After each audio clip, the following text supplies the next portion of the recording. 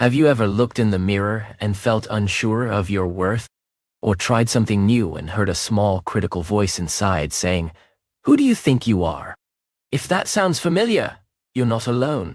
Many of us carry a quiet, stubborn doubt that colors the way we live, work, and love.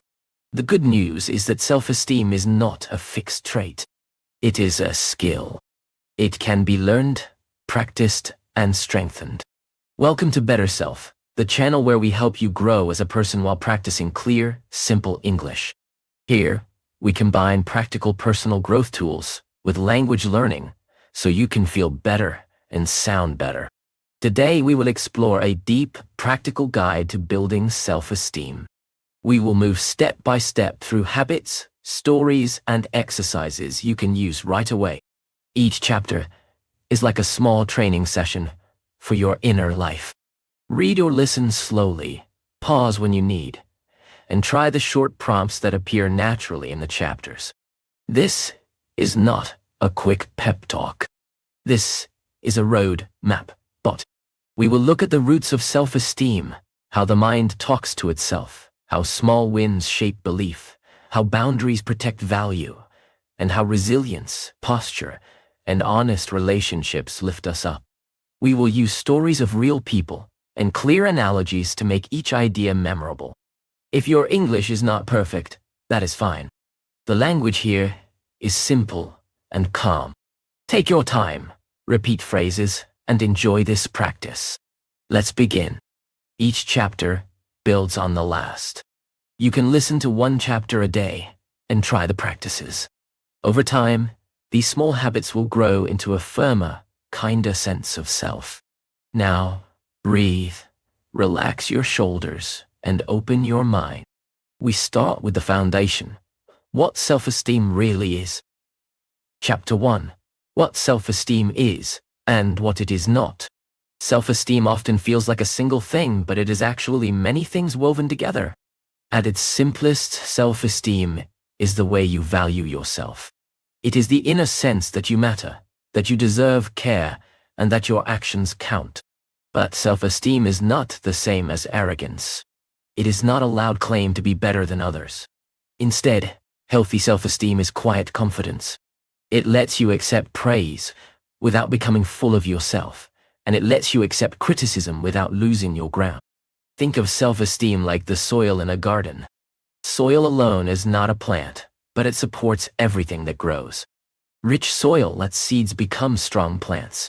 Poor soil makes everything fragile.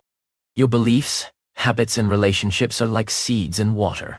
They can only grow when the soil of your inner life is healthy. If the soil is compacted by shame, fear, or doubt, growth becomes difficult. The work of building self-esteem is often simple gardening. You loosen the soil, add nutrients, and give seeds time to grow. Many people confuse self-esteem with external measures. They think self-esteem equals success, money, or social approval.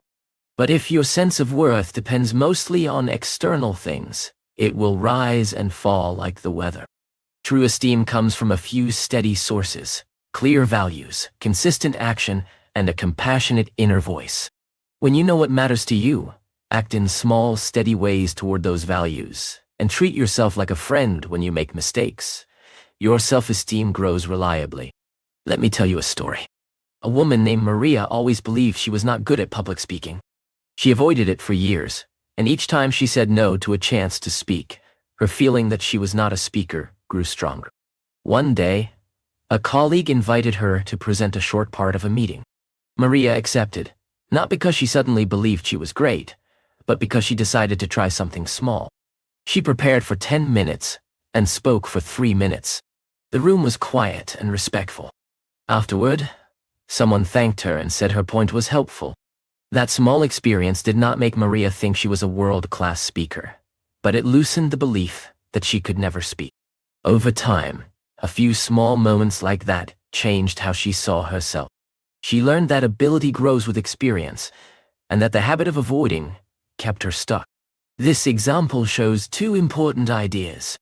First, self-esteem is not built by big, rare events. It is built by small choices repeated over time. Second, the stories you tell yourself about who you are can either trap you or free you. If your inner story is rigid, I am a failure or I am unlovable, then every experience will be read to confirm that story. If you learn to notice your story and test it with small experiments, you can change it. A practical thought to carry with you. Notice one strong belief you hold about yourself that seems absolute. It might be, I'm not creative, or I always mess up. For the next week, treat that belief as a hypothesis, not a fact. Look for one small example each day that challenges it, even tiny evidence.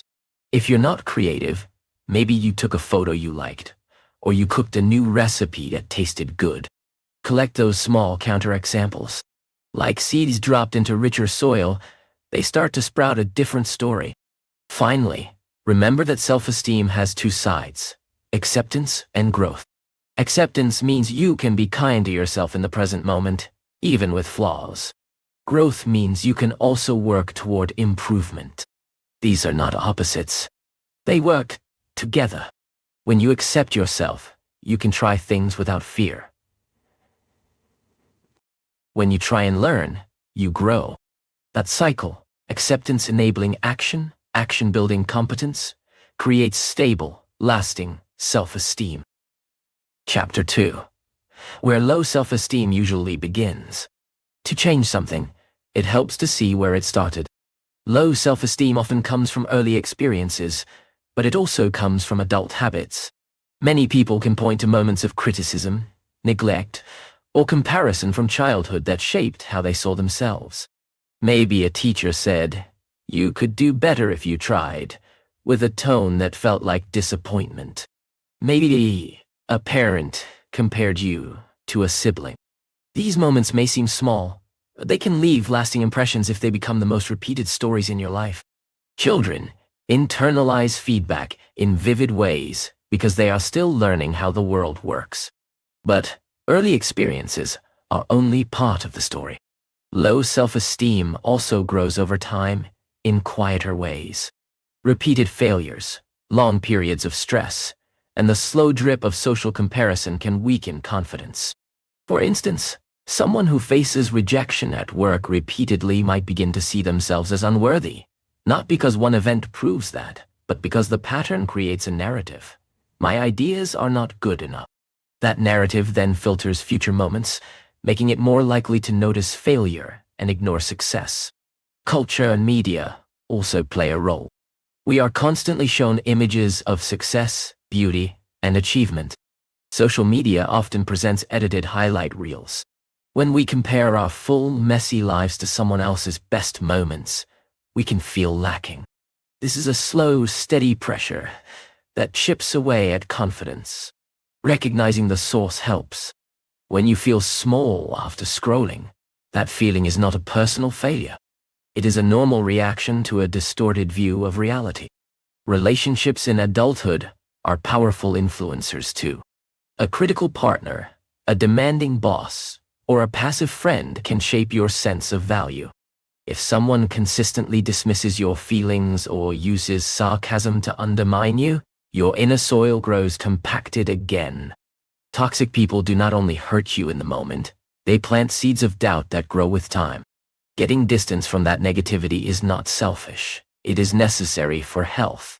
It's helpful to think of these roots in two categories: the stories you inherited and the stories you keep telling yourself. Inherited stories come from family, culture, and early teachers. They form the baseline of what you presume to be true. Self-told stories are your everyday interpretations. After every event, you create meaning. A famous shot. Work too. Game Wayne to door. A co-worker not responding to your email could become, "They don't respect me," or it could be, "They are busy today." The more negative meanings you choose, the more your self-image is shaped by fear and shame. Here is a gentle practice to try in this chapter. Look back over a rough week or month and list 3 events that made you feel small or unworthy. For each event, write the immediate thought you had about yourself. Then ask, is this thought a fact or an interpretation? Often, you will find that thoughts are interpretations, stories, not solid truths. By separating the event from the meaning, you begin to take power back. You can then ask alternative questions. What else could this mean? What small step can I take next? A story may help here. A man named Liam grew up hearing subtle criticism. "You're sensitive," said with a tone that meant, stop showing emotion. In school, he was teased for trying hard and failing sometimes.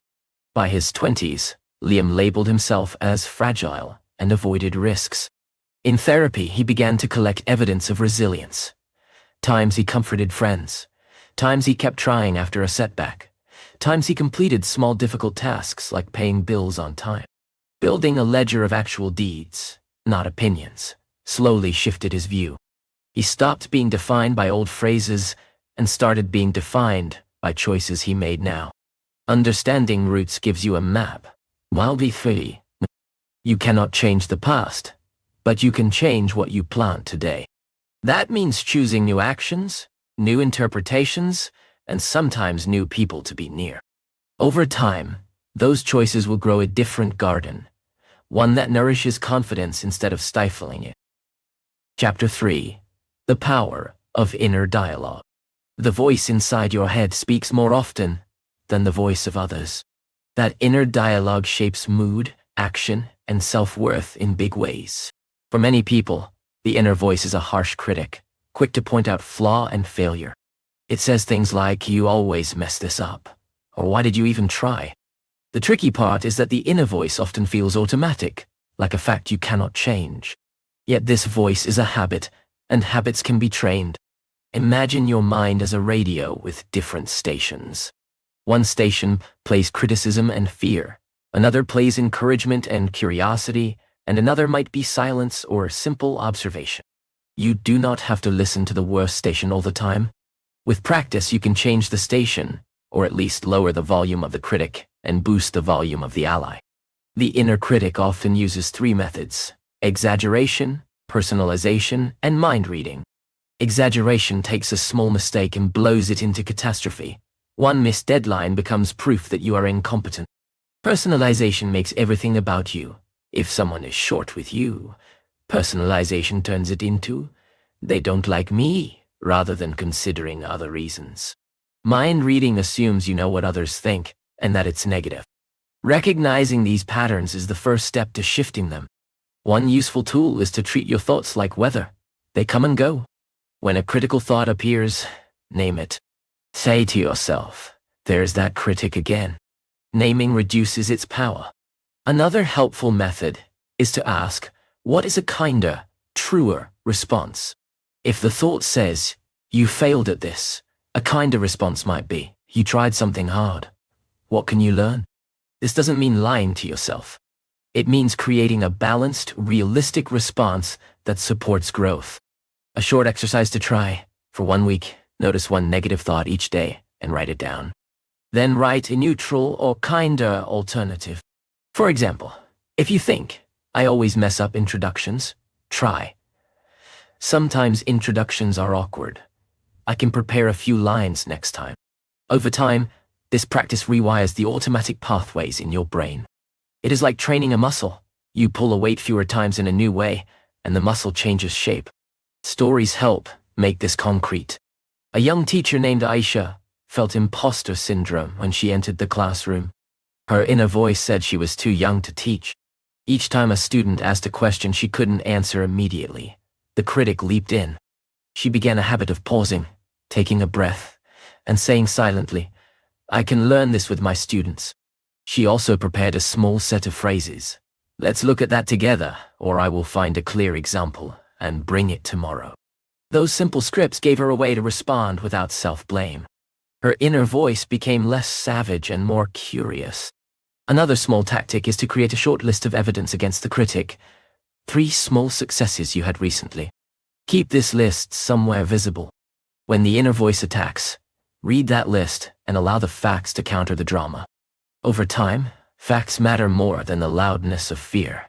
Remember, changing inner dialogue is not about becoming blindly positive. It is about being honest and kind. You want an inner voice that notices what happened, learns from it, and encourages you to try again. That voice is patient, not perfect. It treats you like a friend who is learning, not a judge who sets impossible standards. Chapter 4: Small Wins: How Tiny Steps Build Big Worth. There is a powerful principle behind lasting confidence. Small wins add up. This idea is simple, but often underestimated. People expect dramatic transformations, overnight success, sudden mastery, but most real growth occurs through tiny, regular steps that gradually change your capability and belief.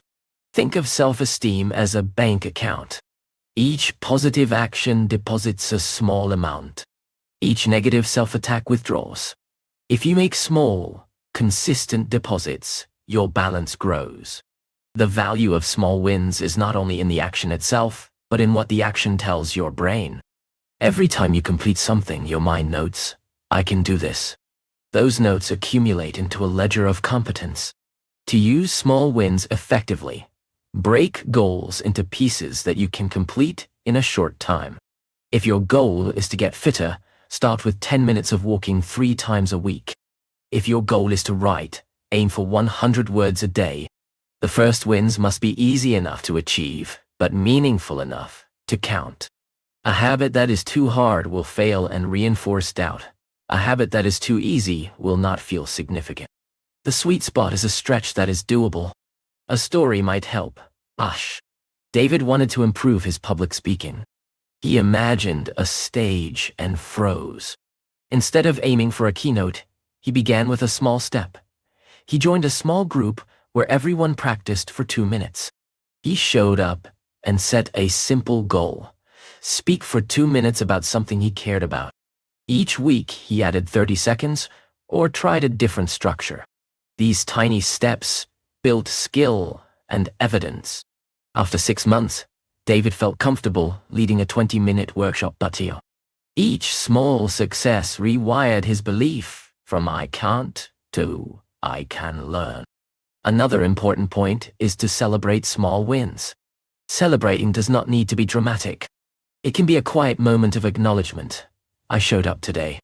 This recognition reinforces the deposit in your account. Many people rush past wins as if they were not important. Pause and say, even to yourself, "Good job." Over time, these small acts of self-acknowledgement become a nourishing habit. There are practical ways to build a small win system. Keep a 3-column list: task, completion date, and short note about how it felt. Each evening, fill it with at least one completed task, however small. Over a week, look back at the list and read it slowly. Notice the pattern. You did things. You accomplished.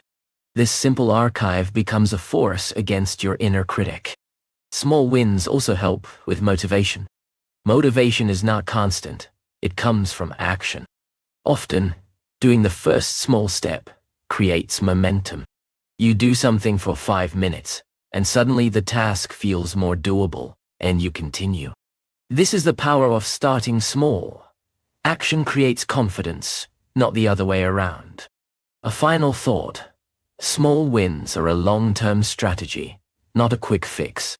Some weeks you will do a lot, some weeks less. The habit of seeking small, regular progress matters more than perfection. When you stumble, treat it as data. Adjust the size of your steps. Maybe reduce the goal for a week and then ramp up. This flexibility is part of steady growth. Chapter 5: Competence and Skills. Building confidence through practice. Competence is a major pillar of self-esteem. When you know how to do things, you feel able. That feeling of ability is different from mere optimism. It comes from practice, knowledge, and repeated exposure to tasks that used to feel difficult. Many people underestimate how much confidence is skill-based. They think confidence is purely an internal feeling or a personality trait. In truth, confidence often follows from competence. Learning slows this idea down into something actionable. Choose a skill that matters to your life: communication, time management, a technical skill, or emotional regulation. Then design a learning plan that includes small, repeated practice. The structure of practice matters.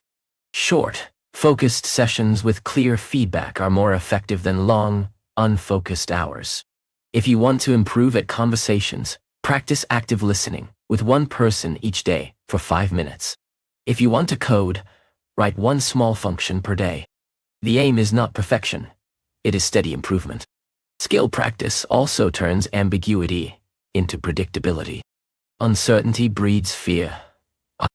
When you are untrained in a domain, every new situation becomes a test without clear rules. Through practice, you build a set of responses that work. Those responses become your toolkit. When stress comes, you can reach for a practiced behavior, and that steadiness reduces anxiety. Real stories show how competence builds esteem. A man named Rahman struggled with his finances. He avoided budgeting because the numbers felt overwhelming. He started by learning one simple concept, tracking one weekly expense. For a month, he tracked his coffee and lunch spending. That gave him a sense of control. Then he expanded to weekly groceries. Over time, he built a budgeting habit. Each new competence, tracking, planning, saving, created a sense of mastery that changed his relationship with money and with himself. Feedback matters in skill building. You need to know what is working and what is not. Feedback can come from teachers, peers, or your own careful observation. If possible, set measurable checks. For example, if you are improving at sleep, track your hours and mood. If you are improving at public speaking, record short talks and review them. Honest feedback helps you focus on what to improve, which keeps practice efficient and prevents discouragement. Another key idea is that competence and identity can shift together. When you practice a skill regularly, you begin to see yourself as someone who does that thing. You move from I try to I am. This identity shift is powerful because it changes how you respond in future moments. If you see yourself as a person who keeps learning, setbacks become less threatening. They are part of the process, not evidence of a flawed self. One practical step to try: pick one skill that would most improve your daily life. Break it into tiny habits that fit into 15 minutes a day. Schedule those 15 minutes at a consistent time. After 2 weeks, review what changed. Notice even small improvements and write them down. This record of progress is more valuable than you might expect. It provides a factual counter to any voice that says you are not getting better. Practice builds both ability and proof. The proof matters because belief is made of evidence. As you gather evidence through competence, your self-esteem becomes rooted in what you know you can do, not just what you hope to be. Chapter 6. Boundaries. Why saying no strengthens you. Boundaries are a practical and psychological tool that protects your self-worth. They are not walls built to keep people out. They are signs that show what you value and what you will accept. Healthy boundaries let you invest energy into things that matter and avoid being drained by demands that do not fit your life. When you set boundaries, you send a clear message to yourself: my needs matter. That message strengthens esteem in a direct way. Many people confuse boundaries with selfishness. Saying no can feel harsh if you are used to pleasing others. This is why boundary work often begins with small practices. You can start by saying no to small requests that feel inconvenient. Early refusals could be as simple as declining a social invitation when you need rest, or setting a time limit on work messages in the evening. Each small no is a practice in valuing your time and limits. When you set boundaries, be clear and calm. Use simple language. For example, I can help on Tuesday, but not today, or I need to stop work by 7 so I can rest. Clarity makes it easier for others to respect your limits. If you feel guilty after saying no, notice the feeling without making it a rule that you must change your decision. Guilt is often a reminder of old habits rather than a moral rule. A real-life example is helpful. Sarah was always the person who stayed late at work and took on extra tasks. Over time, she felt exhausted and less confident. She started by setting one boundary: no emails after 8 p.m. She told her closest colleague and put an out-of-office message that said she responds the next morning. Initially, she worried about backlash. But the next week, her team respected the boundary and adapted their timing. Sarah felt a steady return of energy and clarity. With that energy, she started saying no to tasks that did not fit her role, and yes to professional development. The very act of protecting her time increased her sense of control and respect for herself. Boundaries also protect emotional space. If someone is repeatedly critical or manipulative, a boundary can be reducing contact or changing the topic when conversation turns negative. You do not need to punish the other person. You can simply change your response pattern. Over time, consistently enforced boundaries teach others how to treat you and remind you of your intrinsic value. Another part of boundary work is learning to ask for what you need. Boundaries are not only about refusing, they are about requesting. If you need help, ask in a specific way. Could you help by taking care of X on Saturday? Specific requests make cooperation easier. Asking is a practice in valuing yourself enough to express needs, and that practice builds esteem. A short practice. This week, set one small boundary and communicate it clearly. Maybe it's turning your phone off during dinner, or telling a friend you will not discuss work in the evenings. Notice your inner reaction and how others respond. Take notes on small changes in energy and mood. These observations will show how boundaries are active investments in your self-worth. Chapter 7. The Body-Mind Connection. Posture, Breath, and Presence. Our bodies and minds are not separate. The way we hold our bodies affects how we feel, and small physical habits can change mood and confidence. Many people underestimate the power of posture, breath, and presence in shaping self-esteem. When you stand and move with a sense of openness, your brain receives signals that you are capable and calm. Conversely, slumped posture and shallow breathing reinforce a sense of defeat. An easy starting point is to notice posture. You do not need to become an expert in body language, but try simple adjustments. Sit with your feet on the floor, relax your shoulders down and back a little, and lift your chin slightly. This is not a posture of arrogance but of readiness. It sends a nonverbal message to your brain and to others that you are grounded. Practice this posture for 2 minutes a day, perhaps while doing a short breathing exercise. Breath is a quick and powerful tool. When we are stressed, our breath becomes short and high in the chest. This pattern feeds anxiety. To calm your body, practice slow, diaphragmatic breathing. Breathe deeply into your belly for a count of 4, hold for 1, and exhale for a count of 6. Do this for 2 to 5 minutes. The longer exhale signals safety to your nervous system. Over time, using breath in moments of stress creates a habit. Your body learns to relax instead of panic. Presence matters too. Being fully present in small interactions builds social confidence. When you listen attentively to someone, you do not automatically compare yourself.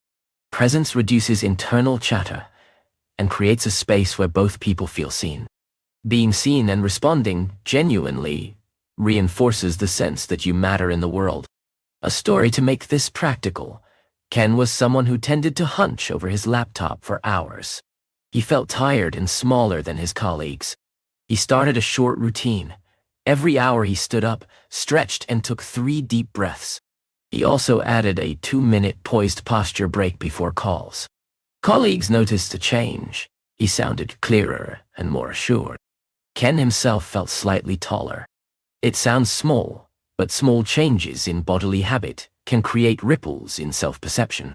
Another practice is to use the body to anchor confidence before a challenging moment. Before a presentation or a difficult conversation, take 60 seconds to align your posture and breathe slowly. Think of one sentence that summarizes your value in that moment. Stand like you own your own calm, not like you are trying to dominate. This physical prep primes your nervous system and makes it easier to act from competence instead of fear. Finally, be gentle with yourself. Some days your body will feel tired, and your posture will slump. Notice without judgment and return to practice. The body-mind connection is a two-way street. When your mind feels kinder, your body relaxes, and when your body is steadier, your mind follows. Work on both together, and you will find a steady lift in how you feel. Chapter 8. Relationships. Choosing people who strengthen you. People shape our sense of self more than we often admit. The friends, family, and colleagues we spend time with influence how we feel about ourselves because they reflect back beliefs, expectations, and values. Healthy relationships tend to do three things. They respect your boundaries, they celebrate your wins, and they are honest without being destructive. When your social circle lacks these elements, your self-esteem can erode slowly. One key question is, are your relationships mostly draining or energizing? This is not always a fixed category. Some people give in certain situations and take in others. The important part is awareness. Pay attention to how you feel after spending time with someone. Energized, calm, and supported? Those are signs of a good match. Drained, anxious, or diminished? That relationship might be asking too much from you. Selecting relationships does not mean cutting off everyone who challenges you. Growth often comes from honest feedback from people who care. The distinction is between destructive criticism and constructive truth. Good friends tell the truth in ways that also respect your dignity. Toxic people tend to belittle for control or to feel better about themselves. Learning to tell the difference is part of building emotional intelligence. Sometimes, relationships need boundaries rather than endings. You might limit contact, change topics, or shift expectations. Other times, especially when patterns of disrespect are consistent, distancing might be healthiest. This can be painful, especially with family. The key is to choose actions that protect your capacity to grow. A person who constantly refuses to change or who uses shame to manipulate is not a good environment for building esteem. Let me tell you about Nora. She had a friend who always compared achievements and made backhanded compliments. Nora felt small after each interaction. She tried to address it, saying, "I feel hurt when you compare," but the friend dismissed her feelings. Nora then limited their conversations to group settings and prioritized new friendships with people who celebrated her work. Over time, her sense of worth rebounded. She learned that it is okay to outgrow some relationships. Building new friendships is a skill too. Look for people who share your interests and values. Join small groups where the focus is learning or creating together. Shared work builds both competence and connection, two pillars of esteem. When you meet someone who listens well and asks thoughtful questions, make space for that person in your life. Mutual respect grows from repeated small acts, showing up, listening, and giving honest appreciation. A final idea is to practice giving support. People often think esteem only comes from receiving respect, but giving respect and helping others can lift your own sense of value. The key is balance. When you give often enough that it fuels mutuality rather than drains you, you strengthen both relationships and self-worth. Chapter 9. Comparison and Social Media. Protecting your inner life. Comparison is a quiet thief. It steals joy, distorts perspective, and weakens self-esteem. In the digital age, comparison has become easier because social media presents edited versions of life, moments of success, joy, and highlight. When you compare your full life with someone else's highlight reel, you will always come up short. This is not a fault in you. It is a math problem where the sides are not equal. A first step in protecting yourself is to create rules around consumption. Limiting the time you spend scrolling can reduce the frequency of comparison. You can also curate your feeds. Follow accounts that inspire action and growth, rather than accounts that trigger envy. Sometimes, a short break from social media can reset your perspective. People who take breaks report noticing small pleasures again and feeling less pressure. Another approach is to use comparison as information, not verdict. If you see someone achieving something you want, ask, what did they do to get there? Rather than why am I not there? This shifts comparison from self-judgment to learning. You can then extract a practical step you can try. For example, If a colleague has a successful portfolio, study how they present their work and adapt what could fit your style. A story may illustrate this. Lynn felt depressed, seeing peers buy homes and start families at a pace she did not match. She started unfollowing accounts that made her feel worse, and instead followed people who shared realistic journeys. She also created an inspiration folder where she saved articles about planning and saving. When she felt envy, she opened the folder and looked for one practical habit to try. Gradually, her energy shifted from resentment to action. Comparison is not only external. We compare our present selves to our ideal selves and often find a gap. A helpful practice is to keep a progress list, a short record of things you did this week that matter to you, no matter how small. When you feel inadequate, read this list. Facts are a powerful antidote to feelings of lack. Finally, remember that social media is designed to grab attention, not to be a therapist or a guide to a meaningful life. Use it intentionally. If it helps you learn, connect, or laugh, keep it. If it drains you, change your habits. Protecting your inner life is an act of compassion and a practical strategy to preserve your self-esteem. Chapter 10. Values and Authenticity, Building Worth from the Inside. A deep, steady sense of worth often grows when you live in line with your values. Values are the things that matter most to you: honesty, kindness, learning, curiosity, or family. When you act according to those values, your actions align with your identity. This alignment creates inner peace and a quiet confidence. It is harder to shake someone whose life shows a clear pattern of chosen principles. Start by clarifying a few core values. You do not need a long list. Choose 3 that feel essential. Write them down and think of one small action that expresses each value this week. For example, if kindness is a value, you might volunteer for a single hour or take time to listen to a friend. If learning is a value, read one chapter of a book or take an online class for 15 minutes a day. Authenticity is the practice of being true to those values in daily life. It does not mean telling everyone everything or ignoring social norms. It means acting in ways that do not betray your core sense of self. Authentic actions feel easier to maintain than behaviors based on image or approval. They also attract people who respect you for who you are, not who you pretend to be. A story can clarify this. A teacher named Priya valued curiosity. Early in her career, she tried to appear confident by giving final answers quickly. Over time, she felt disconnected. She decided to model curiosity instead, asking students what they thought and showing genuine interest in their process.